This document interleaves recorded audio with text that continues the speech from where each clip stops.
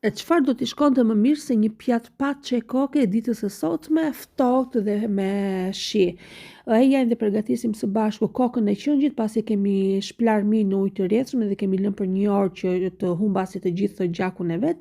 E vendosim në një tenxhere me vaj ulliri, krip, kokra piperi të zi, qep, karrot, gjethe dafine, mbulojmë me ujë dhe lëm për gati një orë të ziejnë në temperaturë të mesme në të ulët.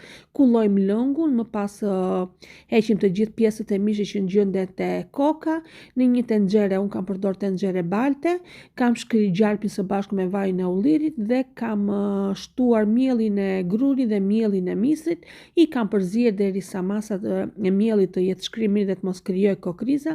Kam shtuar piperin e kuq të ëmbël, hudhra sipas dëshirës dhe pak nga pak gjithmonë duke trazuar kam hedhur lëngun e kokës. Kam shtuar mishin, kam kriposur, piperosur dhe kam hedhur ruthull. Unë kam hedhur 2 lugë, por hidhni më tepër sepse nuk ndihet shumë me 2 lugë shija e uthullës. E kam lënë të valoj për gati 5 minuta dhe siç e shikoni rezultati ka dalë mrekulli. Nëse provoni, ju bëft të mirë.